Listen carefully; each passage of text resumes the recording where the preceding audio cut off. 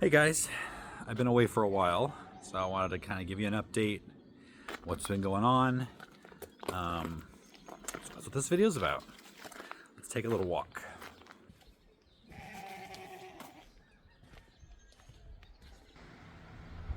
Morning everybody. Morning Ollie. So it's been a couple of weeks since Bella's surgery. The cone is off, stitches are healed. However, she's still being a bad girl even though she's been spayed. That's why she's still locked up a little bit, but I'll explain that in a second.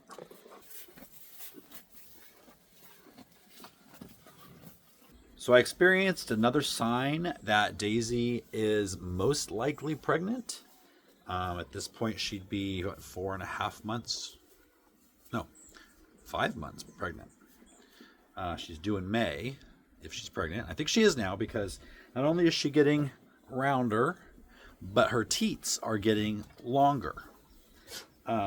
Never sure with a Dexter cow if the teats will be a comfortable milking size.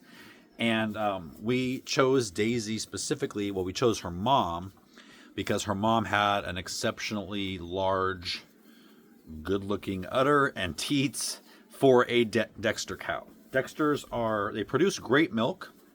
The cream is right up there near Jersey quality and amount, but they don't produce as much as a Jersey, probably about half as much as a Jersey. And so a lot of people don't even consider Dexter cows because they want the maximum amount of milk possible.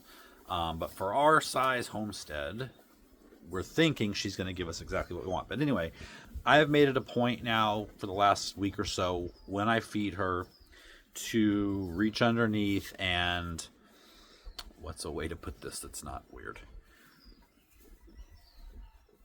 Well, I play with her teats. I don't know what do you want to say?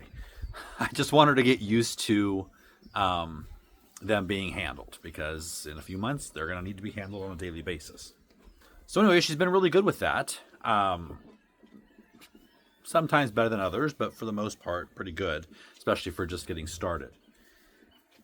Anyway, Miss Bella still is trying to escape. We let her out of the kennel the other day. I was outside working. I thought, okay, I'll be able to, kind of keep an eye on her at least a little bit. And she had a big cone or inner tube thing on her head. So the spot we knew she was escaping from, we thought, there's no way she can get out of there with that inner tube around her neck. Well, about 20 minutes later, I heard my neighbor yelling my name. She was out. Last year when we first got her, and she was escaping from the pasture fence, and that was before we had wire on it. She was escaping from there, and so I had gotten one of those, it's a wire that you put around an enclosed area, or even not enclosed, and then she wears a collar that is wirelessly connected to that, and when she gets near that border, you can have it beep or vibrate or shock. I'm not even sure right now why I didn't go forward with that. I had put the wire up. I don't even know, but I still have it. And so today I'm going to be setting it up around the pasture perimeter. That gives her a half an acre right now until I can figure out what to do with the rest of the property. Oh, but in the meantime, I've been taking her on several walks a day. We are getting better with our leash manners with all these walks, so that's a good thing. So we have been silent on both channels lately.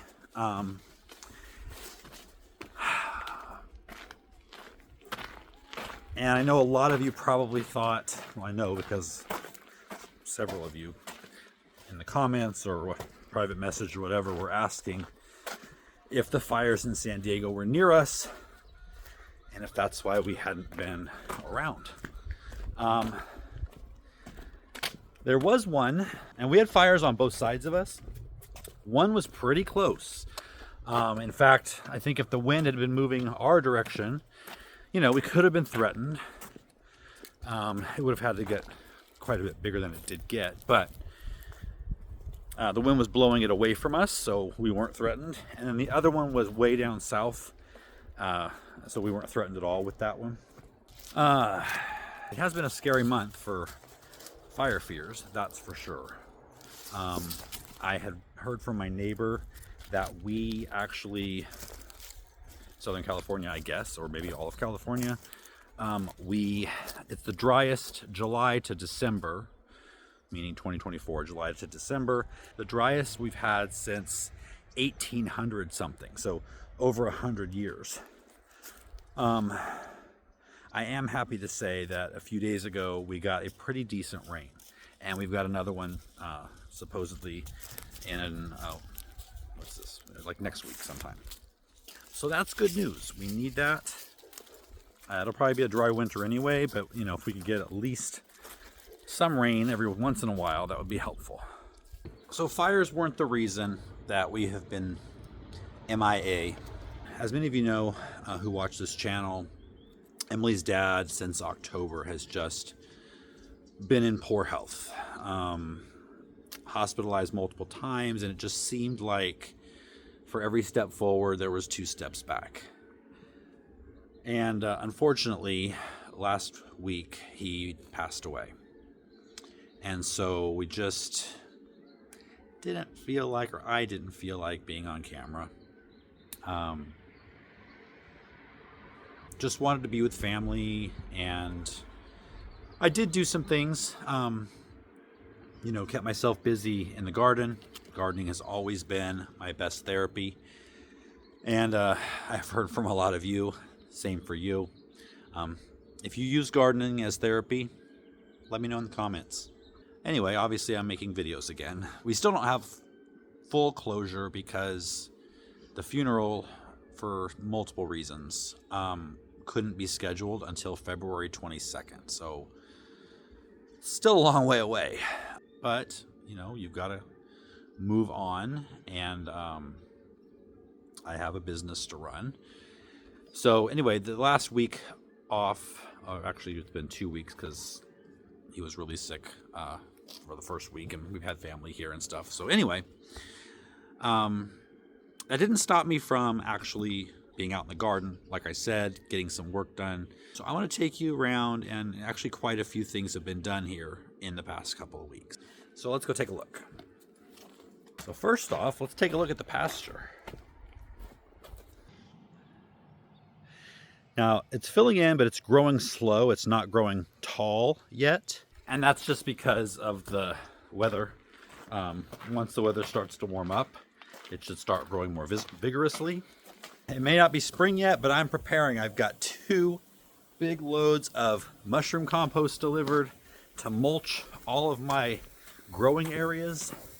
Big pile down there, and then this pile right here. It's getting warm already. I thought it was going to be like 59 today. Definitely not 59. So, several days ago, I actually, you remember, well, on the last video, whenever that was, I had showed you all the fruit trees that I bought bare root. Well, most of them are in the ground. So we've got apples, plums, peaches, nectarines. Now, they are planted close together. Yes, they're planted 3 feet apart as a group, and then 6 feet before the next group. I have done a ton of research on backyard orchards because I want to do a really good video about it, and because I want to make sure that my trees are taken care of. I had planned this entire area to be the orchard because I figured I would need to plant the trees about 10 feet or more apart. That's what I'd always seen in, you know, real orchards. And so I figured I would need all that space for the trees. But while I looked up the website and YouTube channel of the grower that actually grows these trees, and they produce for, I think, most of the country. But they had a whole series on backyard orchards, and they went from planting to pruning to harvesting, and then through several years. And they had these planting situations that I thought were ridiculously close. But then as I watched the orchard grow and produce, It was amazing what they got out of these small spaces. And so their theory was, and I agree, that unless you're selling at a farmer's market, a backyard orchard tree does not need to produce like a commercial orchard tree. We don't need 500 to 1,000 pieces of fruit from one tree. It's more important for me to have multiple kinds of the same fruit. So, for instance, the peaches. I did some research to find out if I wanted 4 peaches, what 4 peaches would give me the longest harvest period. If you have one peach tree, and let's say you let it get to 20 feet tall, even 15 feet tall, you get 500 peaches within a week, 2 weeks time that are all ripening at the same time. What are you going to do with that? But if I can get 4 peach trees, an early to mid, a mid to late, and a late season producer, that means I could be harvesting peaches from like May all the way through August, and I don't need 500 peaches from each tree. So planting them like this, I can get more varieties of peaches in a smaller space, keep the trees small, and you do that with pruning. I also learned on this website as well that just because they have a dwarfing rootstock and they're called a dwarf tree, it doesn't really dwarf them all that much. It certainly wouldn't dwarf them to the extent that I want them to be dwarfed, so I'm going to be doing that throughout the years, just keeping them pruned back. That way I might get 100 peaches in May, 100 in June, 100 in July, 100 in August, maybe a little bit less than that, but that's still more than I need. And then I just took that situation and transferred it to the apples and the plums and the nectarines. And I still have room for major expansion in half the space that I was going to need. So above this path was going to be the orchard in a strip, leaving room at the very top for the Japanese garden, which will come in a few years. And then below that path, down to this lower path, was going to be orchard as well. Well, now I only need the upper portion as my orchard. And so the bottom portion is now going to be for my new love, which is watermelon and cantaloupe and other different kinds of melons, which, as you know, they ramble quite a bit. You need a good amount of space to grow even a few melons, but if you want to grow a lot, like I want to, I'm going to need all that space. Now, yesterday was a really productive day. I had Bill over, and he hadn't been here in a while, so I was really getting the itch to have that bill fixed, because if you've ever had tractor work done for you, you know what a huge amount of progress can be made in such a short period of time. So yesterday he worked out in the front of our house in what will be the formal English country garden. And I've told you in the past, this is going to be 2 12 by 50 foot borders with a 12-foot wide lawn strip going down them between the 2 borders. And in order to do that, we have to take out about 6 feet deep of soil to make this slope, which was just a slope from the top of the property down to the house, to make that flat. We need a 36 by 50 flat area in what was a hill. And so that requires moving a lot of earth. And as you can see, he's done a lot toward that goal. So this is the level that this all has to get down to, all the way up to this wall of dirt here. So this is a big chunk of dirt still that needs to be gone. But before, it stepped up here, step down, step down. So all of this he got rid of completely yesterday and started working on this as well. Now, where did that dirt go? If you remember, there's going to be a 12-foot wide grass strip that goes down through the middle. So he left me some dirt here to fill in this wall area. But then he also made my ramp that I wanted of grass going down out of the English garden into the orchard. If you remember, I had made this wall, me and Joel. So now it's all filled in. So it kind of slopes down a little bit. We have a path, and then we have this wall. But there was more dirt still to move. I've mentioned several times that we will be planting up our vineyard, our grape vineyard, next month. And so we had to get that area ready. So first thing was last weekend, my nephew Tyler and Noah worked out here, and right against this fence there was a whole bunch of eucalyptus logs. This property was covered in a eucalyptus forest. The people we bought the house from, they took down a bunch of those trees to get the solar panels put on. And then we've taken down probably 40 since we've been here. We had the logs shredded into mulch. The previous owners just kind of stacked them up everywhere. And it wasn't really good firewood because it was half rotten. So there was all kinds of wetness and bugs and holes all through it. It was rotting. It wasn't going to make good firewood. There is some good firewood that was stacked on top that we have kept. But anyway, they cleared that section. So Bill was able to, I don't know if you remember, but down here below the vegetable garden, it came to this point. There was a big hole here with a eucalyptus stump that kept sprouting back. So we filled over that, and then he brought this level of ground up all the way down this way. We're going to fill in a little bit more there. But now the area for the vineyard is just about ready. So it'll be a hillside vineyard. First thing I'm going to do is just run strips with the rototiller just to kind of make mini terraces, not much at all. Grapes don't really need, a flat land. They're all over the hills here. And then I got to put up the trellises and then plant the grapes. So most of the grapevines are coming from an online company, but they did not have Thompson seedless grapes, which is one of my favorites. And so I was able to find that at a local nursery, garden center. So I have those right here, 4 Thompson seedless grapes. So I've been collecting rocks when I would dig them up.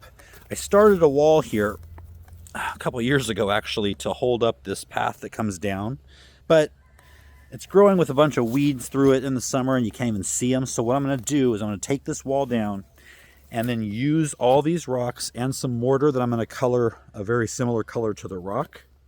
And I'm going to go ahead and build that rock more permanently with mortar so the weeds don't grow through it. I also yesterday cut down this firethorn bush. It was getting way big. It needs to be taken out because the grapes are going to go right here. So I did that. I put up this privacy screen here because you need privacy. The road's right down there. Now, eventually, from the same company I'm getting my grapes from, we're getting some fig trees, which I'm going to espalier there.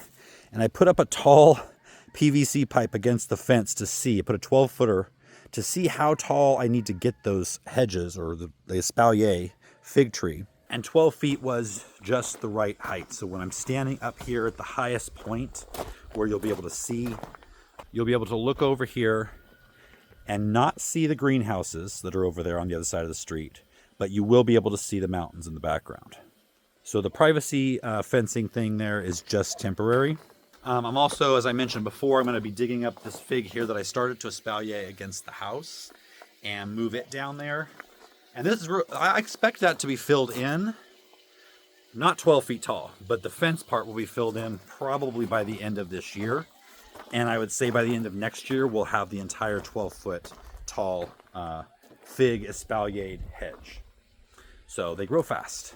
So I don't know how long this video will end up being. I don't have a bunch more to update you on. Still packing in as much time with family as we can. But it's time to get back to work. We're coming into my favorite time of year. And so that's a lot of garden therapy. And I need it. I'll see you guys next time.